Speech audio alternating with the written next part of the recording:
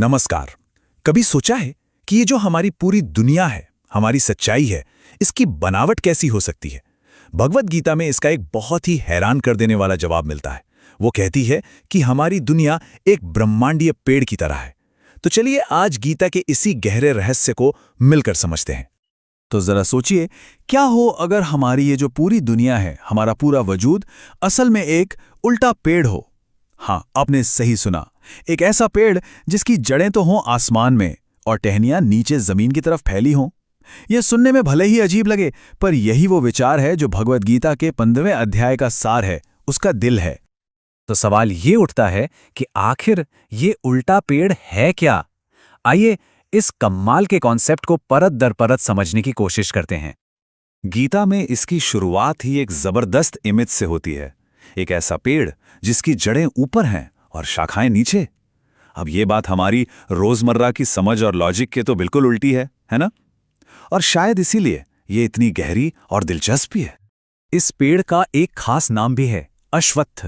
संस्कृत में इसका मतलब होता है वो जो कल एक जैसा नहीं रहेगा, मतलब कांस्टेंट चेंज।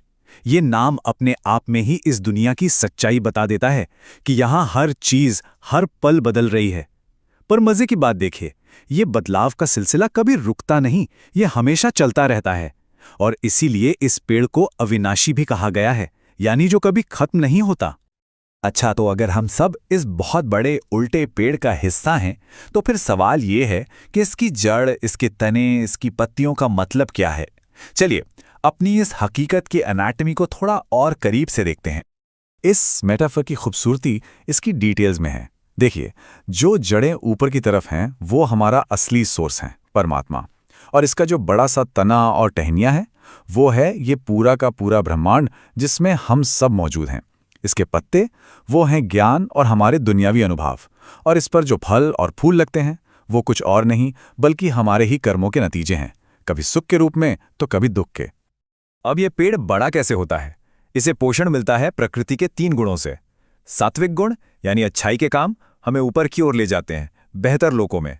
राजसिक गुण यानी पैशन और एक्शन हमें यहीं इसी दुनिया में बांधे रखते हैं। और तामसिक गुण यानी अज्ञानता हमें नीचे की ओर धकेलते हैं, निचली योनियों में।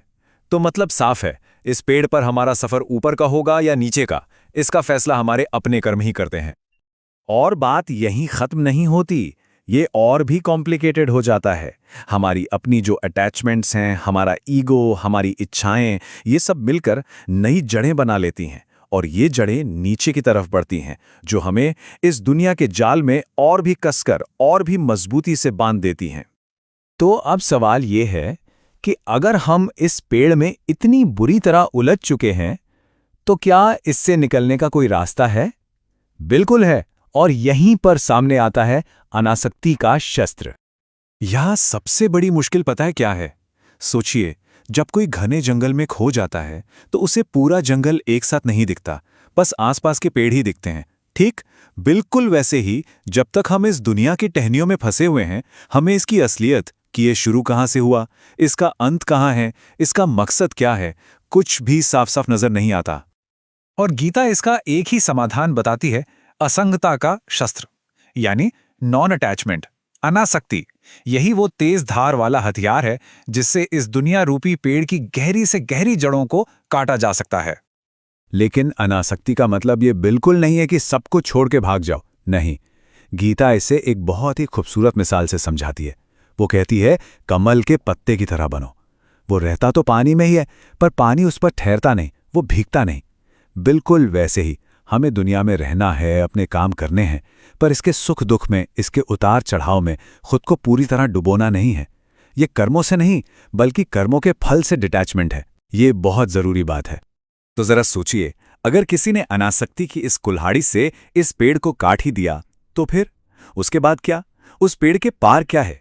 आइए अब मुक्ति के इस रास्ते पर थोड़ा और आगे बढ़ते हैं। गीता यहां एक पूरा स्टेप बाय स्टेप गाइड देती है। स्टेप 1, अपनी अटैचमेंट की जड़ों को काटो। स्टेप 2, उस असली सोर्स को खोजो जहां से ये पेड़ उगा ही था। स्टेप 3, उस परम स्रोत को, उस प्राइमेवल सोर्स को पूरी तरह सरेंडर कर दो। और आखिर में स्टेप 4, उस मंजिल तक पहुंच जाओ जहां से इस दुनिया के चक्कर में वापस कभी नहीं आना पड़ता। और ये मंजिल है कैसी? कल्पना कीजिए एक ऐसी जगह की जो सेल्फ एफल्जेंट है, मतलब वो अपनी ही रोशनी से रोशन है। उसे रोशन करने के लिए न तो सूरज की जरूरत है, न चांद की, न ही किसी आग की। वो जगह हमारी इस दुनिया की समझ से, हमारी कल्पना से बिल्कुल परे है।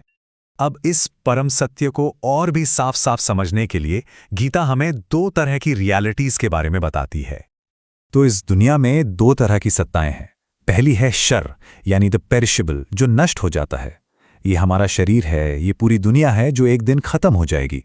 और दूसरी है अक्षर, यानी द इम्पेरिशेबल, जो कभी नष्ट नहीं होती। ये है हमारी आत्मा, हमारा जीवात्मा, जो हमेशा से है और हमेशा रहेगा। लेकिन रुकिए, कहानी यहां खत्म नहीं होती। इन दोनों से भी ऊपर, इन दोनों से भी परे एक तीसरी और आखिरी सच्चाई है। तो हमने 2 की बात की, क्षर यानी नश्वर और अक्षर यानी अविनाशी। लेकिन इनसे भी ऊपर एक तीसरी परम सत्ता मौजूद है। और वो तीसरी परम सत्ता है पुरुषोत्तम, यानी द सुप्रीम पर्सन। वो जो नश्वर शरीर यानी क्षर और अविनाशी आत्मा यानी अक्षर, इन दोनों से भी अलग और श्रेष्ठ है। वही इस पूरे ब्रह्मांड का असली सोर्स और सस्टेनर है। आप कह सकते हैं कि गीता के इस अध्याय का पूरा सार, पूरा ज्ञान बस इसी एक शब्द में समाया हुआ है। और गीता का ये वादा है कि जो कोई भी इस सबसे गोपनीय ज्ञान को जान लेता है कि पुरुषोत्तम ही परम सत्य हैं, वही असल में बुद्धिमान बनता है और उसी का जीवन सार्थक होता है, सफल होता है। यही इस ज्ञान को पाने का आखिरी मकसद है। तो आखिर में ये एक सवाल हमारे लिए बचता है, अगर हमारी दुनिया वाकई में ये उल्टा पेड़ है तो हमारी अपनी जड़ें कहाँ लगी हुई हैं? क्या वो इस बदलती हुई क्षणभंगुर दुनिया में उलझी हुई हैं, या फिर वो अपने असली शाश्वत स्रोत की तरफ बढ़ रही हैं? ये सोचने वाली बात है।